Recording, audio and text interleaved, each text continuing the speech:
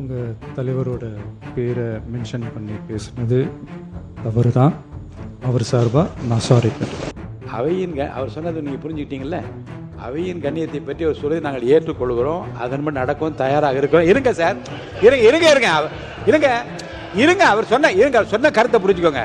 அமர்ந்திருக்கக்கூடிய எதிர்கட்சி தலைவருக்கு அந்த கண்ணியத்தை சொல்லிக் கொடுத்து மாண்புமிகு முதலமைச்சர் அவர்கள் முதல்ல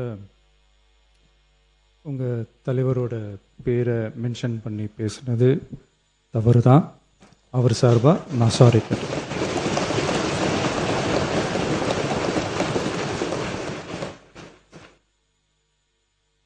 மாண்புமிகு பேரவைத் தலைவர் அவர்களே, தமிழக மக்கள் நம் உயிர் என்றால் தமிழக விவசாயிகள் நம்ம உயிர் நாடி. உலகில் ஜாதி, மதம், இனம், மொழி என அனைத்து வேறுபாடுகளுக்கும் அப்பாற்பட்டு நடைபெறும் தொழில் என்றால் அது விவசாய தொழில் மட்டுமே. உலகின் ஒரு மூலையில் உற்பத்தி செய்யப்படும் விவசாய பொருட்கள் உலகின் மற்றொரு மூலையில் உள்ள மக்களின் உணவு தேவையை பூர்த்தி செய்கிறது. எந்த நாடு உழவு தொழிலை மதித்து விவசாயிகளுக்கு உரிய பாதுகாப்பையும் ஆதரவையும் வழங்குகிறதோ அந்த நாட்டில்தான் மக்கள் வளமாகவும் மகிழ்ச்சியாகவும் வாழ முடியும்.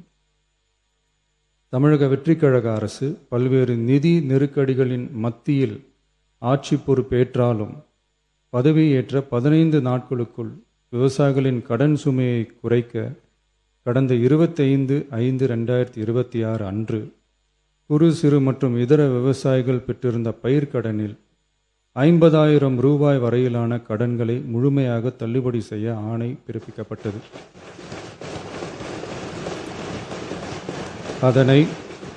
அதனைத் தொடர்ந்து மாநிலம் முழுவதும் பல்வேறு விவசாய அமைப்புகளிடமிருந்து பெறப்பட்ட பயிர்க்கடன் தள்ளுபடி தொடர்பான கோரிக்கைகளை கனிவுடன் பரிசீலித்து நிதி நெருக்கடியான சூழ்நிலையிலும் விவசாயிகளின் நலனை பாதுகாக்க வேண்டியதன் அவசியத்தை மட்டும் கருத்தில் கொண்டு குறு சிறு மற்றும் இதர பெரு விவசாயிகளுக்கு 50,000 ரூபாய் வரை முழு தள்ளுபடி செய்ய அறிவிக்கப்பட்டதை உயர்த்தி ரூபாய் 75,000 வரை கடன் பெற்றவர்களுக்கு முழு தொகையையும் ரூபாய் 75,000க்கும் மேல் கடன் பெற்றவர்களுக்கு ரூபாய் 35,000 தள்ளுபடி செய்ய அறிவிக்கப்பட்டு அதன் மூலம் 14.44 லட்சம் விவசாயிகளுக்கு ரூபாய் 5,932.23 கோடி அளவிலான கூட்டுறவு பயிர்க்கடன் தள்ளுபடி செய்து 19/6/26 அன்று ஆணையிடப்பட்டது. இதில் 31/7/2026 வரை ரூபாய் 5,267 கோடி விடுவிக்கப்பட்டு 13.34 லட்சம் விவசாயிகளின் கணக்கில் வரவும் வைக்கப்பட்டுள்ளது. இச்சூழ்நிலையில் மாநிலம் முழுவதும் உள்ள விவசாய சங்க அமைப்புகளின் பிரதிநிதிகள் பயிர்க்கடன் தள்ளுபடியை அதிகரிக்க வேண்டும் என்ற கோரிக்கையை முன்வைத்து கொண்டிருந்தனர். இதனைத் தொடர்ந்து 7/8/2026 அன்று விவசாய சங்கங்களின் பிரதிநிதிகள் மாண்புமிகு மூத்த அமைச்சர்கள் மற்றும் துறை செயலாளர்களுடன் நடைபெற்ற ஆலோசனை கூட்டத்தில் அவர்களின் கோரிக்கைகள் விரிவாக பரிசீலிக்கப்பட்டது. கடந்த காலங்களில் பயிர்க்கடன்கள் தள்ளுபடி செய்யப்பட்டாலும் அரசால் கூட்டுறவு வங்கிகளுக்கு செலுத்த வேண்டிய தொகை 4 to 5 ஆண்டு கால இடைவெளியில் செலுத்தப்பட்டு வந்துள்ளது. 2021 ஆண்டில் பயிர்க்கடன் தள்ளுபடி செய்யப்பட்ட தொகை 2021 முதல் 26 வரையான காலத்தில் அரசால் 12 தவணைகளாக கூட்டுறவு வங்கிகளுக்கு செலுத்தப்பட்டுள்ளது. ஆனால் அந்த கால அவகாசம் நமது அரசுக்கு தற்போது இல்லை. இந்திய ரிசர்வ் வங்கியின் 28/11/2025 தேதியிட்ட கடிதத்தில் அரசு கடன் தள்ளுபடி திட்டங்களுக்கான செயல்பாட்டு நடைமுறைகளின்படி பயிர்க்கடன் தள்ளுபடிக்கான முழு தொகையையும் அரசானது 45 முதல் 60 நாட்களுக்குள் கூட்டுறவு வங்கிகளுக்கு முழுமையாக செலுத்த வேண்டும் என்ற வழிமுறை நடைமுறையில் வந்துள்ளது. இந்த வழிகாட்டுதலின்படியும் தமிழ்நாடு அரசின் நிதிநிலை மற்றும் நிதி ஆதாரங்கள் ஆகியவற்றை கருத்தில் கொண்டும் இந்த இக்கட்டான சூழ்நிலையிலும் கூட்டுறவு வங்கிகள் மூலம் வழங்கப்பட்ட பயிர்க்கடன்களுக்கு பின்வரும் கூடுதல் தள்ளுபடியை வழங்கிட அரசு முடிவு செய்துள்ளது.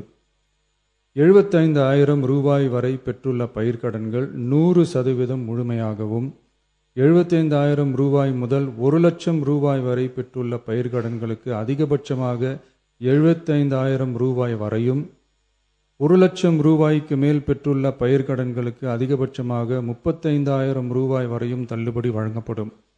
இதன் மூலம் 75,000 ரூபாய் முதல் 1,00,000 ரூபாய் வரை பயிர்க்கடன் பெற்றுள்ள 2,38,264 விவசாயிகளுக்கு தலா 75,000 ரூபாய் வரை தள்ளுபடி வழங்கப்படும். இதனால் ஏற்கனவே பெற்ற தள்ளுபடி தொகைக்கு மேலாக 40,000 ரூபாய் வரை கூடுதல் தள்ளுபடி பெறும் வாய்ப்பு ஏற்படும்.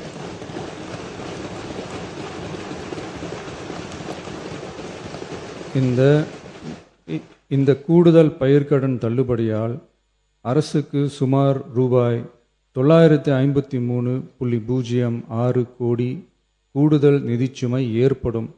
இருந்தாலும் தமிழக விவசாயிகளின் நலனில்தான் நமது நலன் உள்ளது என்று கருதி சுமார்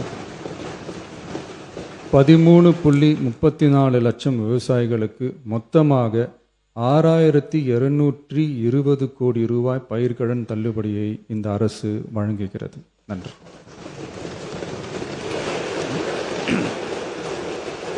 மானிய கோரிக்கைகள் மீதான விவாதம் தொடர்கிறது. மாண்பு உறுப்பினர் அறநிலையத்துறை அமைச்சர் என்ன சொல்ல விரும்புகிறீங்க? அவையின் மூத்தவர் அண்ணன் OPS அவர்கள் சட்டமன்றத்தின் கண்ணியம் குறித்து நமக்கெல்லாம் சொல்லிக் கொடுத்திருந்தார். உண்மையில் முடிச்சிடறேன், சம்மதம் இல்லைங்க, முடிச்சிடறேன் சொல்லிடுறேன். இல்லை என்ன அதையெல்லாம் முதல் முறையாக சட்டமன்றத்திற்கு உறுப்பினராக வந்திருக்கக்கூடிய நாங்கள் கற்றுக்கொள்ள தயாராக இருக்கிறோம். அதில் எங்களுக்கு எந்த விதமான ஆட்சேபனையும் கிடையாது. அதே சமயத்தில் அண்ணா சொன்ன கடமை கண்ணியம் கட்டுப்பாடு என்பதையே தன்னுடைய மூச்சாக வைத்திருக்கக்கூடிய மாண்புமிகு முதல்வர் அவர்களும் அதற்கான கருத்தை இப்போது தெரிவித்து விட்டார். அண்ணன் அவர்களுக்கு சட்டமன்றத்தின் முதல் முறை உறுப்பினராக இருக்கக்கூடிய நான் ஒரு சிறிய வேண்டுகோளையும் வைத்துக் கொள்றேன். இந்த நேரத்தில் எப்படி கண்ணியம் குறித்து அண்ணன் எங்களுக்கு எல்லாருக்கும் சொன்னாரோ அதே போல தங்கள் கட்சியினுடைய மாண்புமிகு எதிர்க்கட்சி தலைவருக்கும் சிறிதளவு அதை நீங்கள் சொல்லிக் கொடுக்க வேண்டும் அப்படின்னு நான் கேட்கிறேன். உறுப்பினர் ஏன் அப்படின்னா என்ன ஏன் சொல்றேன் ஏன்னு சொல்றேன் சொல்ல வரான்னு கேட்ப இருங்க. காரணத்தை சொல்றேன்.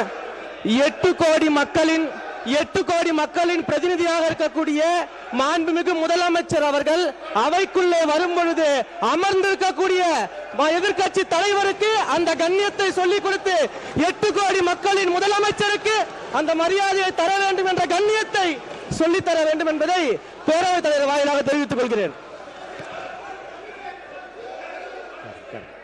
இருங்க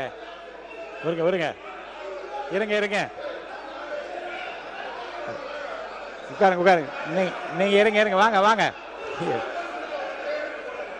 யாராவது ஒருத்தர் பேசுங்க.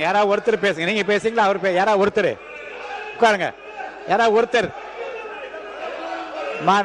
இல்ல எல்லாரும் நீங்க இவருங்க எல்லாரும் நீங்க பேசுறது இருந்தா வெளியில போய் பேசலாம். இங்க இருக்கவங்க யாராவது ஒருத்தர் பேசுங்க. யாராவது ஒருத்தர் இருங்க. ஒருத்தர் பேசுங்க. ஒருத்தர் உட்காருங்க. இருங்க. அவர் சொன்ன இருங்க.